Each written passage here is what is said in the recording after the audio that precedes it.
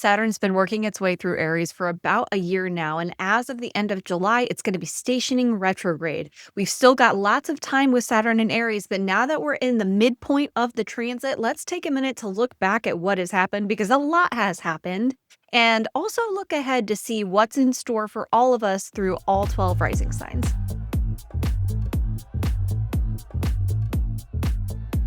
Hey everybody, welcome back. I am Dana Solara. I'm an astrologer and spiritual coach, and I love to talk about astrology like this, where we're looking at the past and what has happened to get a better sense of what the transits are actually doing in our lived experience, and then use that information to think about what might happen moving forward.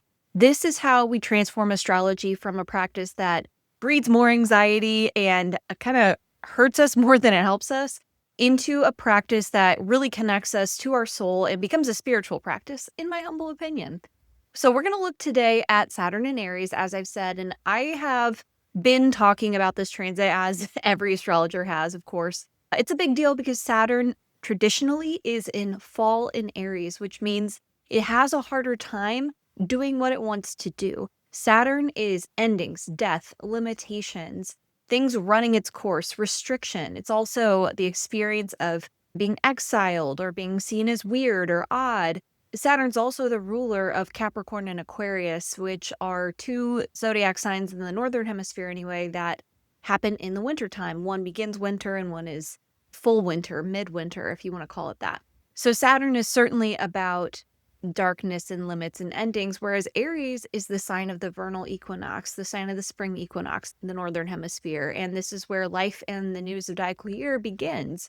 So we can see why Saturn struggles in Aries, because it's all about endings and finishing and structure, being on the periphery and the edge, an enforcer of limits, whereas Aries is the beginning. It's birth, whereas Saturn is death. In past videos where I talked about this transit, one was back in May of 2025. I created a video about Saturn and Neptune coming together in Aries and talked a lot about how important it was to let go, that Saturn and Neptune coming together signal something of transcendence and releasing something that has run its course. I think a lot about Saturn and Aries as recognizing what's no longer working. It's as if you go into a basement that you haven't been in for months, maybe years, maybe even decades, and you shine a light and you see what's really going on there. And you find that there's a lot more than you realized,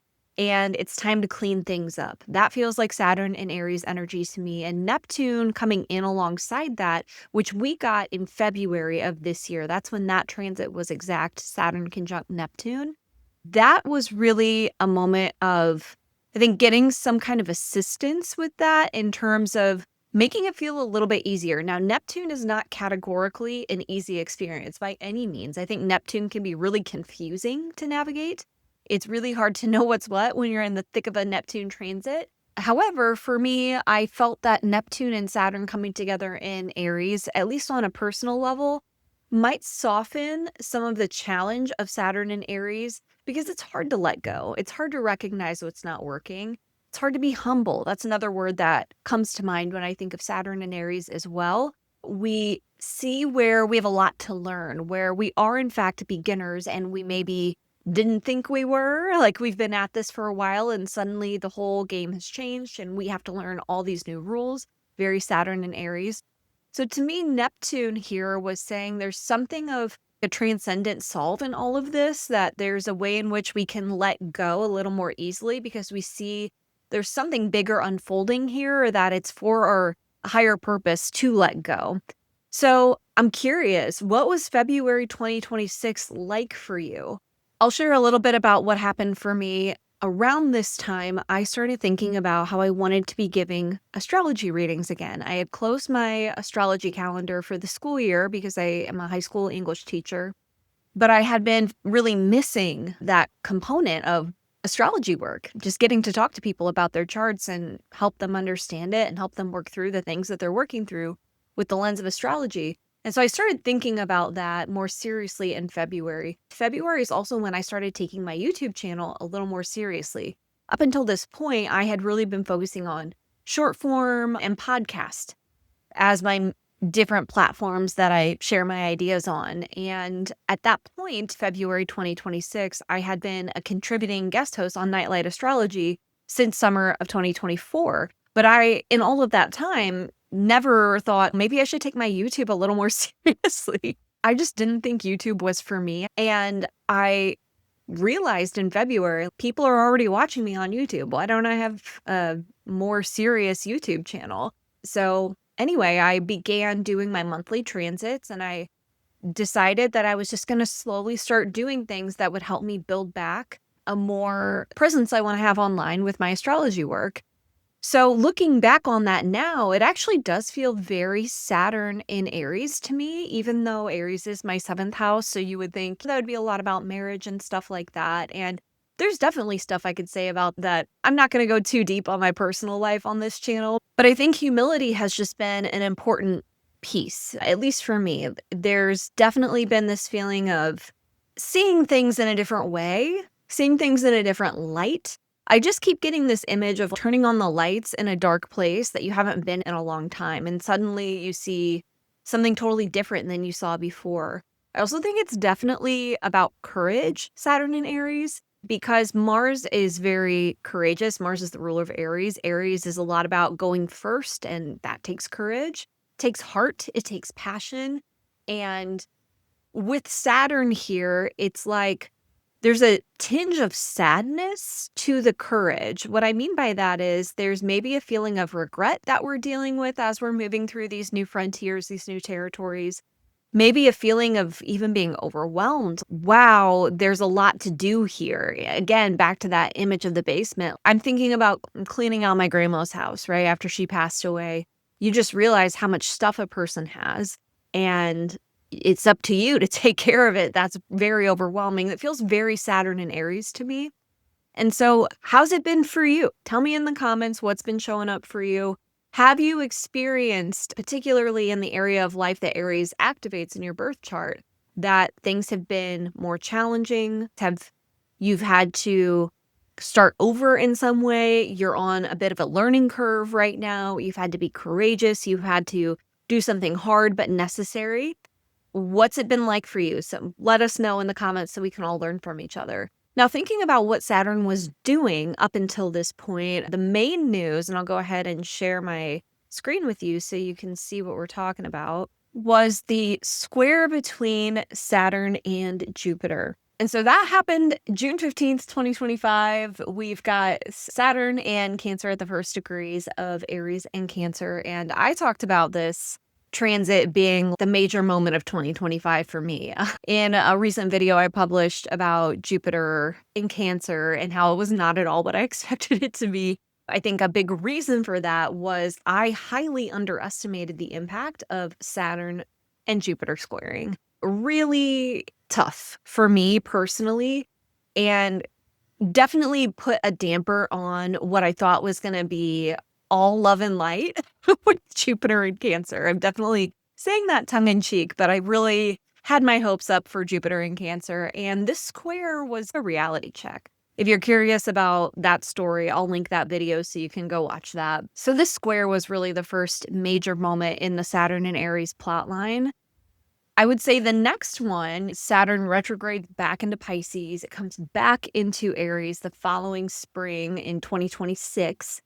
And Saturn and Neptune can join. So that is exact in February. February 20th, 2026 is when that was exact. So again, thinking about what you were doing around that time, and really in June of 2025 too, is there a plot line there? Is there some kind of thread that has been weaving through your life with that square between Jupiter and Saturn and this conjunction between Saturn and Neptune? If so, it will give you a good idea of what Saturn in Aries has been about and potentially what it will be about moving forward.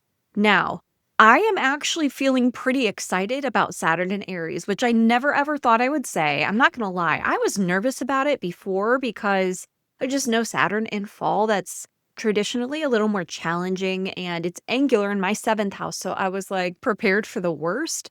And what actually happened was things fell apart to get a lot better. All right. In a lot of ways for me in a lot of areas of life for me. So that might apply to you too. And if so, that would be a cool thing to journal on. What has fallen apart and in its place started to get a lot better, even if it's taken a lot of work and a lot of humility? That would be a great question to reflect on. And I want to tell you, moving forward, I am actually excited for the rest of Saturn and Aries. And probably no astrologer out there is saying that, but I actually am, because of the fact that Jupiter is now in Leo. Instead of a square between Jupiter and Saturn, we will be getting a trine.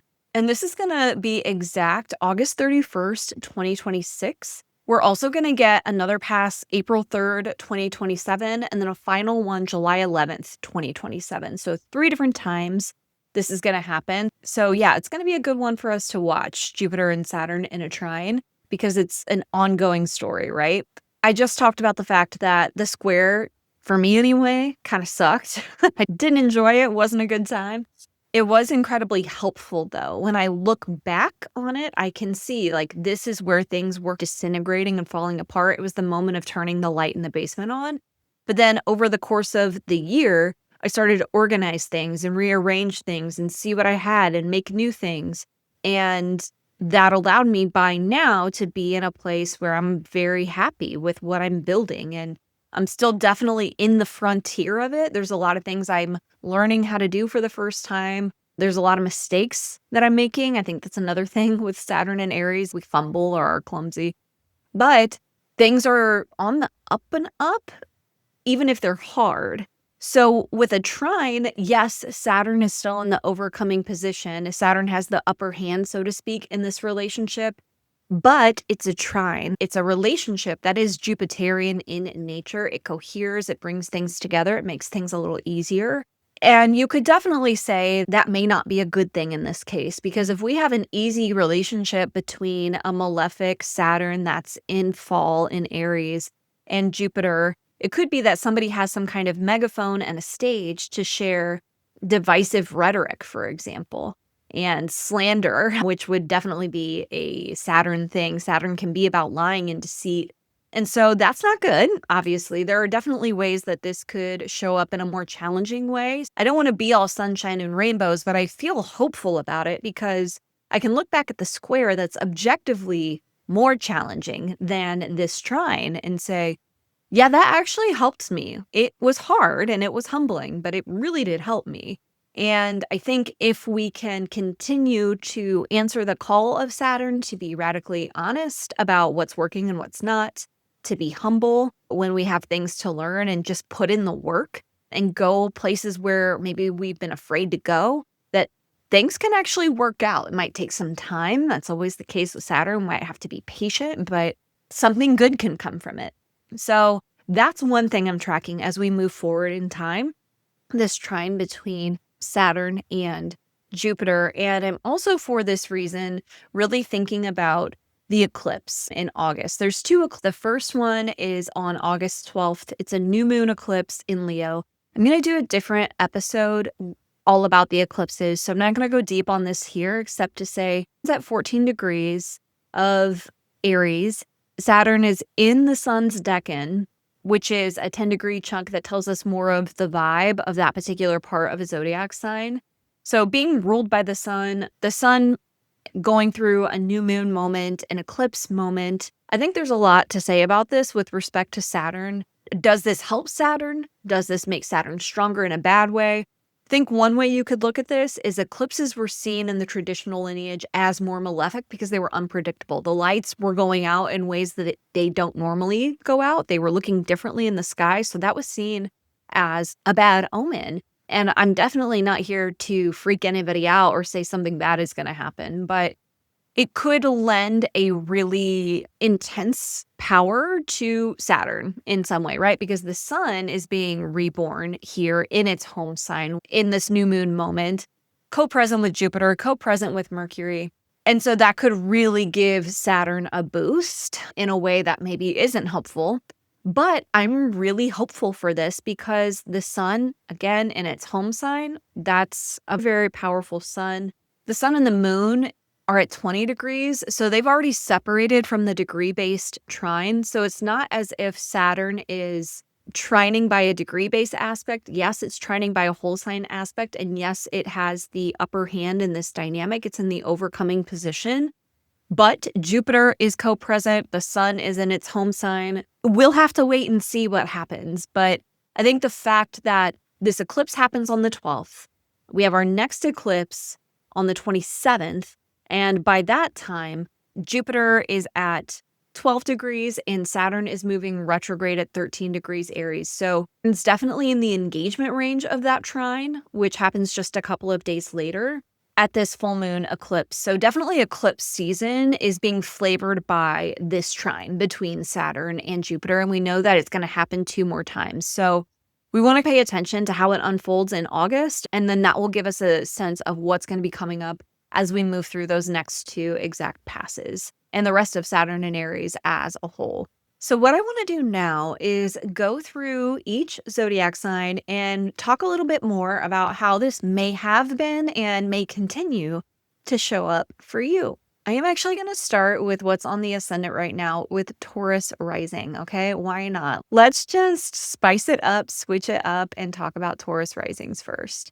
Okay, Taurus Rising, you have Saturn in your 12th house right now. This is the house of the unseen, of rest, of isolation, the back rooms of your life. You literally might be cleaning out a basement. That might be more a 4th house thing, but I could totally see you in therapy right now, really going deep and being made aware of unspoken rules that you've been living by without realizing it.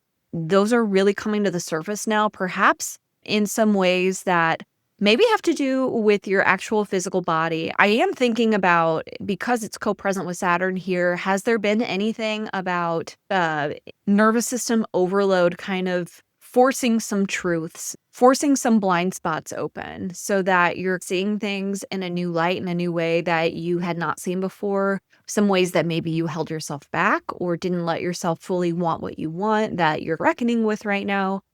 It does feel, because it's Aries and because it's your 12th house, you're learning about the ways that you put yourself last when you don't need to or shouldn't.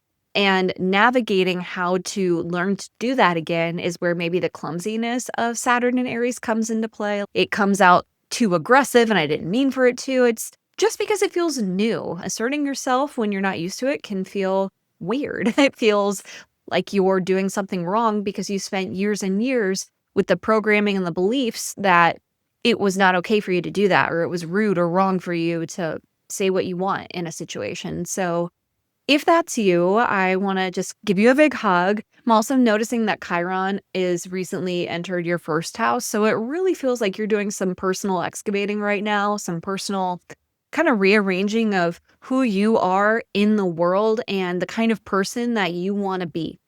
And because you're a Taurus rising, it's always also about who you want to be in relationship, because you see yourself through the lens of the relationships that you're a part of. And so just trust yourself and give yourself a lot of time to rest and reflect and be really kind and patient with yourself. I know you do that with other people so well. Give that same energy back to yourself, okay? Now, as far as this trine goes, it's happening between your 4th and your 12th house. So yeah, maybe you really are in the basement, and maybe you're finding something really cool. You're finding lots of artifacts. Thinking about when I cleaned out my grandma's house, that's exactly what happened. And there's some kind of treasure for you when it comes to home and lineage and understanding the past and where you came from, what your roots are. Very much about reconnecting to some passion that's very deep and very personal and very much yours. And perhaps even untangling that from what you've inherited, and again, what you didn't even realize you had agreed to. So keep being brave. You've got this. Okay, Gemini risings, let's talk about you. This puts Saturn in the 11th house of friends, allies, community, hopes.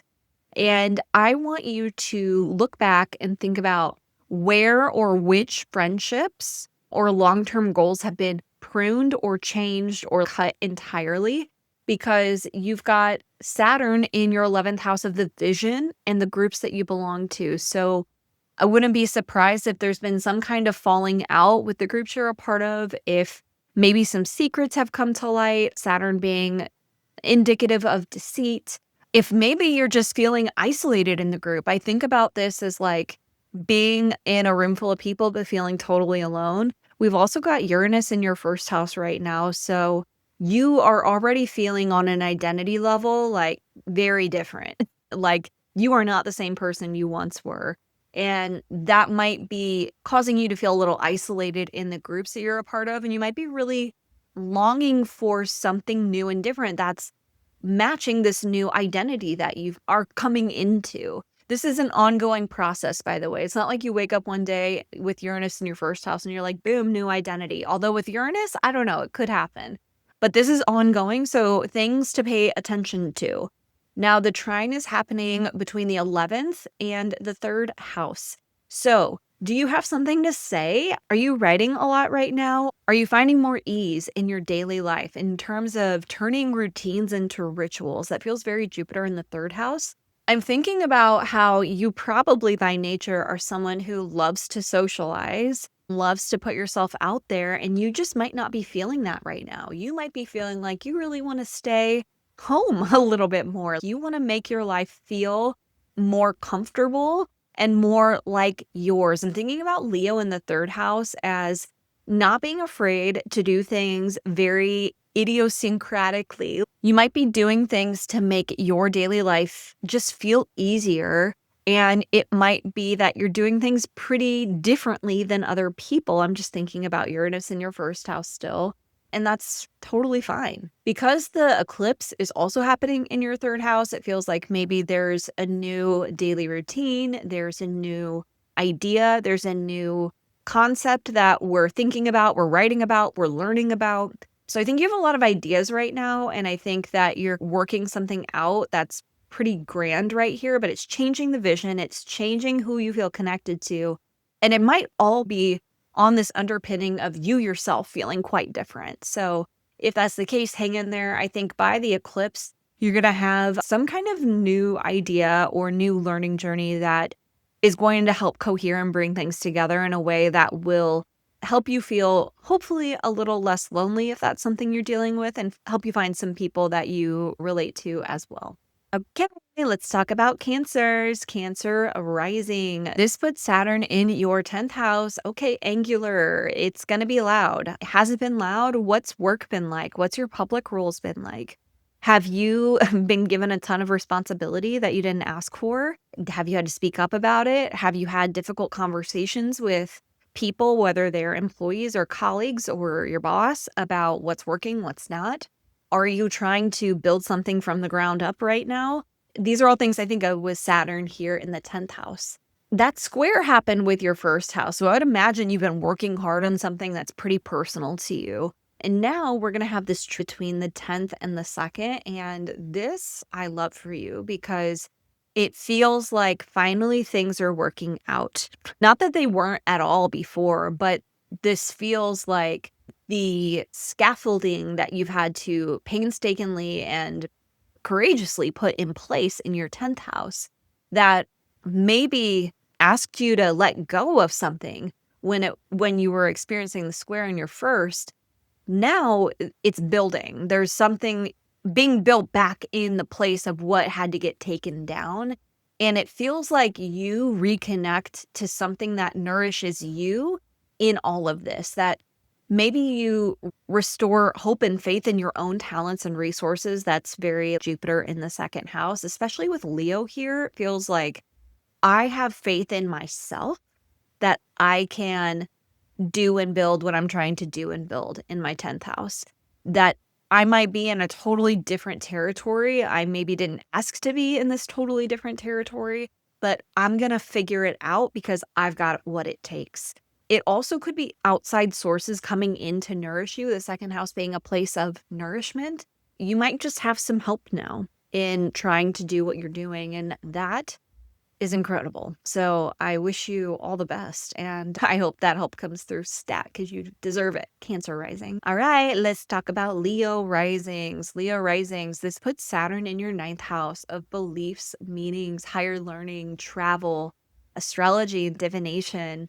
So looking back, I wonder how Saturn has kind of rocked your worldview. Have you had to come to terms with some beliefs, some values, some morals, some principles that you've held tightly to that no longer fit, that no longer align? Has it been that your own spiritual beliefs have made you feel more isolated or alienated? That could definitely be a manifestation of Saturn and Aries in the ninth house. And the square with Jupiter happened with your 12th house. So a square between the ninth and the 12th, it feels very much like a crisis of confidence, like an existential crisis. Who am I? What am I doing? It's like somebody asks you a simple question and suddenly it makes you realize you don't know anything about yourself or what matters to you. I would imagine you've been feeling pretty adrift, Leo risings, and hopefully Jupiter moving through your 12th house did some stitching back together alongside that. But now you're going to have this eclipse in your first house. You're going to have Jupiter in your first house, and Saturn and Jupiter are going to trine. So it does feel like dissolving and very deconstructive.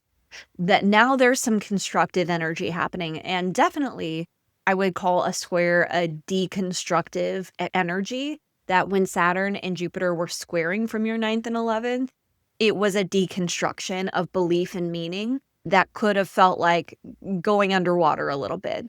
And now we have this constructive trine between Saturn and Jupiter after an eclipse. So it's a new beginning for you. It's a new moment, a page turning in your identity where you're stepping into some kind of new role, and it's built on what matters to you now. So my greatest hope for you is that in the getting real that maybe happened leading up to this point, now you've got space for something new to come in that feels much more like you, much more like what matters to you. There's more space for what matters now, or at least there should be. And it may still feel hard to know what that is. You are probably still figuring out what really matters to me, what doesn't matter to me. Good. That's good. Keep thinking about it. Keep reflecting on it. Keep making time to connect with that deeper sense of values and purpose that lives within you, because you're getting the energetic context to help you embody it now. Okay. All right. Let's talk about Virgo risings, my Virgo rising friends. Saturn's in your 8th house while it's in Aries. This is a place of shared resources, of transformation, fear, because it's about a loss of control here, entanglement, other people's money, things of this nature. So I want you to look back and think about what fear work or release work has happened when it comes to merging, when it comes to money, when it comes to getting help from other people, when it comes to releasing the grip and surrendering. I think the 8th house teaches us how to surrender. It teaches us how to transform, how to let go, and also how to create something new in its place. When I think about a Virgo rising and a Virgo rising are so capable. I think Virgo risings can do anything. They're definitely the person that I would choose as team captain. If I was like playing a sport with a bunch of different zodiac signs, I would want a Virgo rising in charge personally. Having said that, I think there's a way that sometimes Virgo risings have a hard time accepting help or even asking for help. And Saturn in the 8th feels like learning how to ask for what you need again and being honest about when agreements are not fair anymore, and to stop taking on the brunt of everything just because you can. Just because you can doesn't mean you should, right? And I just think of Saturn in the 8th being a death and rebirth around how we do partnership, and potentially also around fear itself, because Saturn is about fear. The 8th house is about fear. We live in fear when we're in situations where we feel like we don't have any control. And so I wonder if you've been working through that on any level, like where you have control, where you don't have control, releasing fear around that. My sincere hope is that you are releasing fear around that and you're finding that you can trust. I think with the square that happened between Saturn and Jupiter in your 8th and 11th, I wonder if you weren't doing things alone. Hopefully, Jupiter came in with some help for you and you found that you did have allies and supporters, and that you could rely on other people, but it's very possible because we're talking about a square that the group and the allies were not there when you needed them to be. But I think now you're moving into a moment of healing. You're going to have an eclipse in your 12th house. You're going to have a full moon eclipse in your 1st and 7th house right after that. And then a couple of days after that full moon eclipse, you're going to have this trine, for the first one anyway, between Saturn and Jupiter. This looks like healing to me. This looks like a return to some kind of faith, perhaps in yourself. I'm thinking about this full moon eclipse being very much about some kind of release around who you need to be in partnership. And perhaps that's a culmination of what's been happening with Saturn in your 8th house, that there's some kind of connection there. So this trine feels a return to grounding a little bit. Jupiter in the 12th feeling like I have some solid ground within me. I have faith in myself. We're in Leo here, which is all about the spirit, the soul, the individual. And so I deeply hope that you are finding support in your partnerships now, and that this trine, along with the eclipses that are going to be happening around the first pass, give you a sense of faith in yourself that you definitely deserve to have. I believe in you. Okay, Libra Risings, my BFFs, fellow Libra Risings, let's talk about what's going on for us. We've got Saturn in our 7th house, okay? So where have you had to be humble and admit that you were wrong in partnership? Where have other people been coming for you? All right. That's been something I unfortunately have had to deal with just a little bit in my day job, but more so it's been about recognizing what's not working and starting over even when it sucks and even when it feels like a huge uphill battle. And so what's been going on for you? Has that been the case for you? Has work been involved? That square between Saturn and Jupiter happened between the 7th and 10th. So something about work and partnerships being at odds in some way. For me, it was a lot about not having enough time for both and working through that. So I'll just share that in case it's helpful.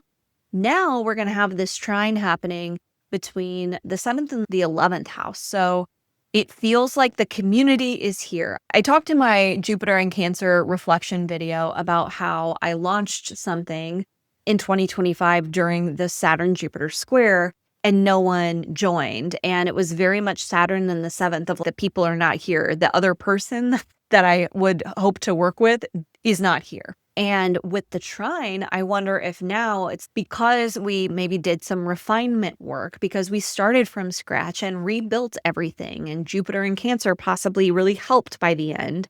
And now Jupiter in Leo is like, here are the people. Because we course corrected, because we now know more so who we're for and who we're not. And this is not just in business, okay? This is in general, because the 11th house is the house of allies and friend groups and your vision. So it feels like there's a renewed vision. It feels like a renewed belief in self. We have people around us supporting us as well in the reconfiguration that we went through over the last year. Now it's much more clear what we're trying to do, and the right people are going to be here. So that's my sincere hope for us. An eclipse in the 11th house too definitely feels like a renewed vision. So I'm really excited for us, Libra Risings. That puts Scorpio on the ascendant. Scorpio Rising, Saturn is in your 6th house of work, health, routine, the grind, the things you must do, the chores of life, your physical health. I'm thinking about a Scorpio Rising I know who actually just had nose reconstruction surgery. They were born with a cleft lip and palate, and they recently got a corrective surgery done for their nose.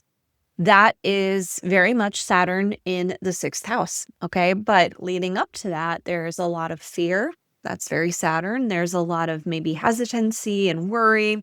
And so have you been on some kind of health journey?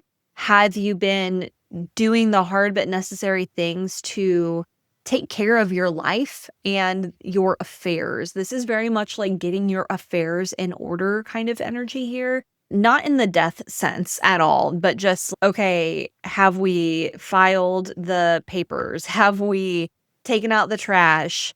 Have we taken care of things? The square happened between your 6th and your 9th house. And so this definitely feels like a crisis of faith over the last year.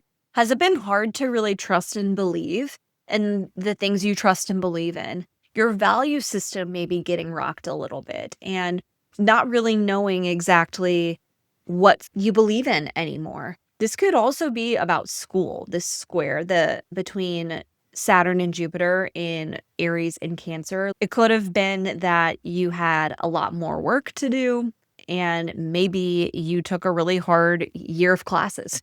I don't know, but these are some ways that square could have shown up. Could also definitely be a teacher that maybe you weren't getting along with, some kind of challenge with a spiritual leader, anything like that. It feels relevant for the square. But now you're about to have an eclipse in your 10th house, and Jupiter's in your 10th house, and Saturn is trining Jupiter from your 6th house.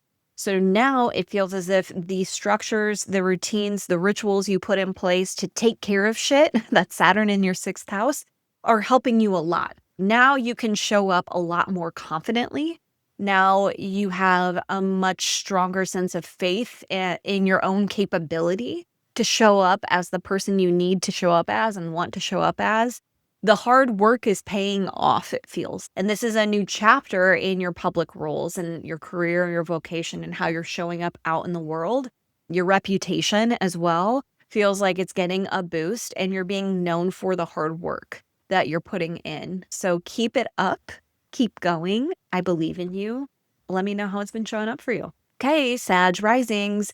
We've got Saturn in your 5th house, the 5th house of creativity, of children, of devotion, of things that bring you pleasure, of self-expression. There's a lot that I think about with this. Have you been having trouble with your kids? Okay, the children of your life. Have they been giving you a hard time? Have they been rebelling? Have they been questioning authority? Very Saturn and Aries in the 5th house. Have you felt like you don't really know who you are right now? Have you been feeling like the things that used to be fun for you no longer are? And you're like, wait, what do I even like anymore? Very Saturn and Aries in the 5th house. The square between Jupiter and Saturn happened between your 8th house and your 5th house. So I'm thinking, has there been some kind of good fortune or luck or expansion when it comes to the people you partner with that's been good for you, but also made you feel like, what about me? Or how do I get that sense of satisfaction for myself? You're wanting your own thing right now. And maybe you realize that through a partner's success or good fortune.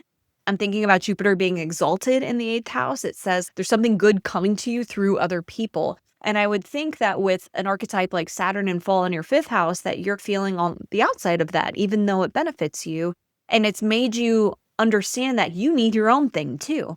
Now Jupiter's in your 9th house, the house of higher learning, of travel, of belief, of astrology and divination and spirituality.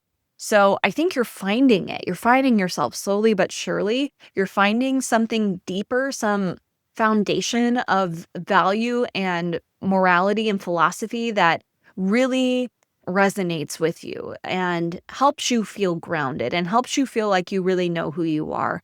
I just love that this is all in a trine with your ascendant, right? That it might still be hard and you might still be figuring it out, but you are finding pleasure again. You are finding what's fun for you again. And you're doing it by going on a vision quest of sorts. Obviously not a literal one, although maybe, I don't know, that could be really cool.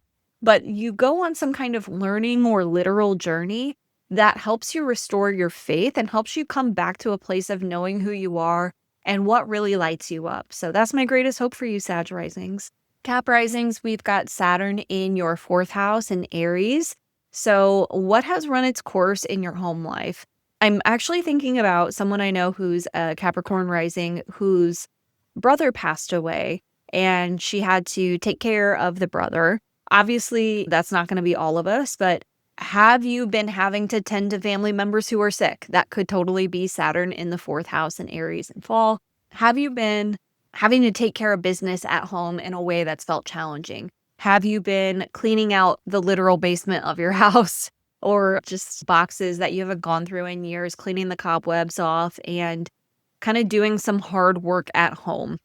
And I do think it could be literal physical work of the home. I'm thinking about Saturn being very much about material reality, that you could literally be having to organize and go through and doing something kind of laborious and challenging when it comes to the home and your family and your lineage.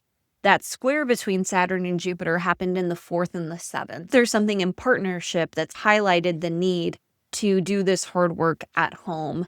It could be that you and your partner were working together on a project and it required some kind of conversations about responsibilities and how they're delegated at home and a new way of doing things as a family unit. Excuse me. So there's something positive in the partnership, but it requires some hard work at home. Now Jupiter is going to be in your 8th house and you're going to have an 8th house eclipse. It's trining your 4th house. So look, the 8th house is about challenging things. It's about transformation. It's about shared resources. It's about the way in which you merge. I wonder, Capricorn risings, if you're not learning how to, what I said for Virgo risings, learn to self-advocate a little bit more with Jupiter moving through Leo in your 8th house. The 8th house is inherently about partnerships, but because Leo is on the cusp of the 8th for you, and because as a Capricorn rising, you probably don't really ask for what you need very much, if ever at all, I wonder if Jupiter here is about understanding what you actually need in your partnerships, thinking about Leo being the sign of the individual, Jupiter being about faith and hope and belief. Maybe this is a renaissance of what really matters to you that you're working out through your partnerships and you're getting some kind of help.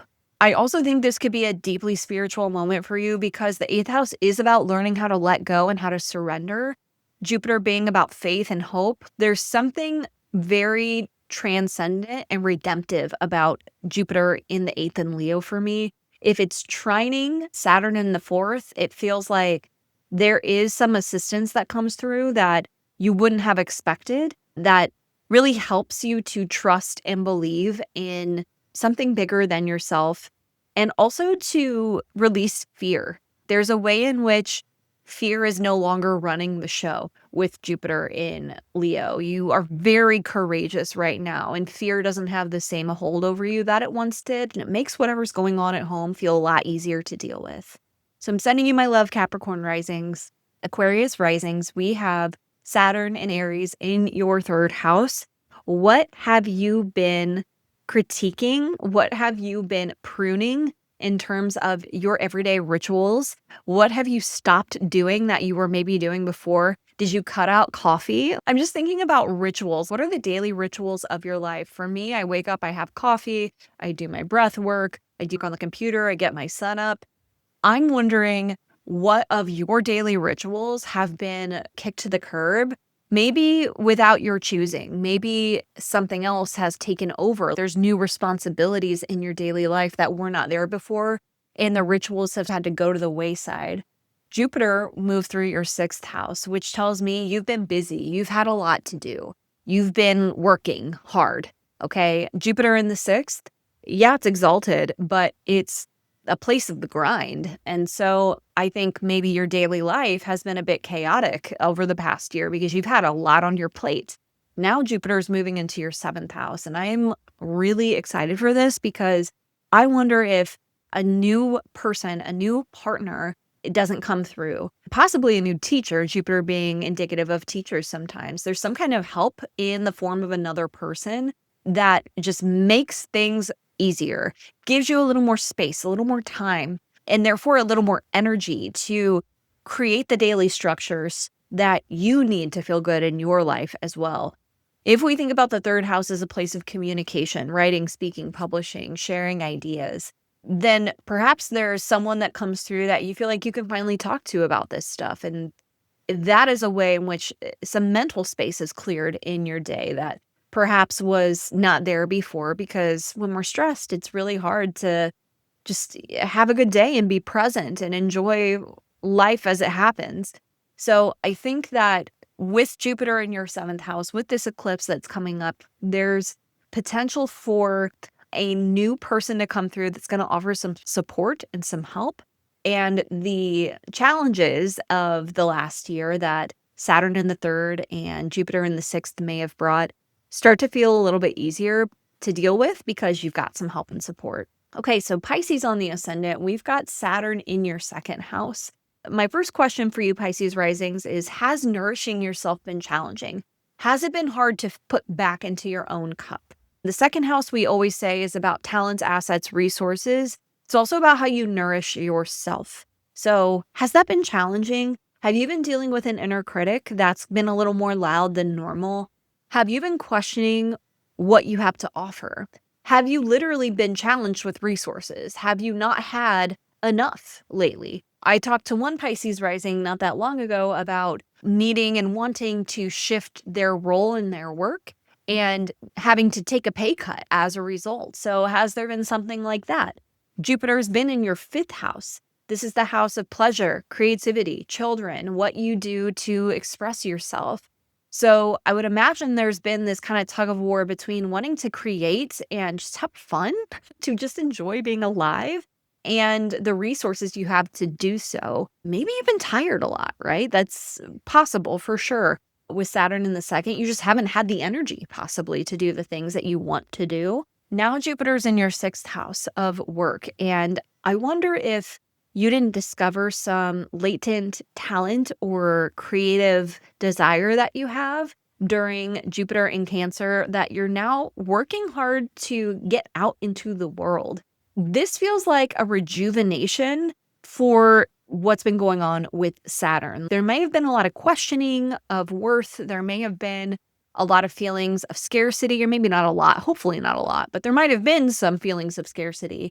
And now Jupiter's in your sixth house, and it's just giving you all this momentum to get shit done. And I would imagine that would feel really supportive and possibly even healing for Saturn and Aries. There was maybe a question of, can I really do this? And Jupiter in your sixth is, yes, girl, do it. Go, go, go. Like cheering you on to go and believe in yourself and trust that it can work. And just put in the work and you will see it flourish and come to fruition. So that's my greatest hope for you. It does look busy. It does look like work, but it's a channeling of your talents in a way that you've been working on since the last year. So I'm excited for you. Okay, last but not least, we have Aries Risings. My Aries Risings friends, you have Saturn in your first house. And I wonder what you've been working out about the way you see yourself and the way you present yourself to the world. What I'm thinking about for you guys, Aries Risings, is how your sense of identity is very much in flux. Okay, it's going to be in flux for a while. And the reason I'm saying that is because Neptune is here. I really haven't talked a lot about Neptune with the other horoscopes in this video, but this feels very important to discuss because it's angular. And yes, this is about Saturn. It's a deconstruction of identity. It is a recognition of the mental models you have of yourself that are no longer accurate and no longer wanted. But Neptune being here as well says it's transcendent as well, that there's a way in which you're almost seeing outside of yourself, and you might be having a spiritual awakening right now. Saturn's role in this is, again, to show you the cobwebs, to show you what's rusted and broken and no longer working so that you can intentionally prune it and let it leave. With the square between Saturn and Jupiter that happened, that was with your first and your fourth house. I'm thinking about, did you need to break away from some kind of family support? Did you need to set some boundaries with family members? Did you need to explain to someone, this is not who I am anymore? I'm thinking about somebody getting sober, for example, and having to say sobriety is part of my identity now, and that not really working for the family. That's a pretty specific example and not going to apply to all of us, but there is this thing of that's not me anymore. And that kind of rubbing up against family and lineage and where we're from, and you really having to be brave and asserting a new identity. Now you're about to move through an eclipse in your fifth house, and Jupiter is going to be in your fifth house, trining Saturn from the first. And this feels like it gets much easier to assert that new identity. Now it's an ongoing process, right? So it's not done as of this trine, but it's easier for you to say, this is me, this is what I want to do. And I think fun is on the horizon. Self-expression, creativity, connection with your kids, if you have them, is on the horizon. Something is going to feel easier and more fun. There's a new beginning here with the eclipse, and I want you to really just pay attention to what lights you up at this time. I think with Saturn in your first house, there might be a lot of thinking about yourself through negation. And I don't necessarily mean negative thinking, although that is a thing that could happen. So watch out for a strong inner critic during this time. But I'm talking about defining yourself by saying what you're not. I'm not this, I'm not that. I think Jupiter in your 5th house wants you to assert or claim something from the positive. I am this, I want this, I believe in this. It's all about hope and faith. Can you have hope and faith in your own self-expression, in your own artistic expression? Everybody's an artist, by the way. When I'm talking about being artistic or creative, I'm talking about the conscious choice you make of creating your life and the way that you express yourself in a way that's uniquely yours. This is not relegated to paintbrushes, okay? Although I love that. If you want to paint, you should paint. Do that. But I'm really just talking about having hope and belief and faith in the kind of life that you want to create and creating it. So I'm excited for you, most of all, Aries Risings. I think that you're on the precipice of a new version of life that feels much more like yours. Okay, that was Saturn and Aries, and that was a lot. I hope it was helpful. I hope you got what you needed out of that. I would love to hear your stories, your intentions for moving forward. You can find out more about how to work with me and my free resources in the description below. If you don't already subscribe to the channel, you made it this far, you should subscribe. I make new videos every week. Let me know if you have a request for a video. I would love to take requests for you guys. But in the meantime, happy almost eclipse season. Happy almost Saturn retrograde. Hope you have an incredible rest of your day whenever you're watching this, and I'll see you guys next time. Bye.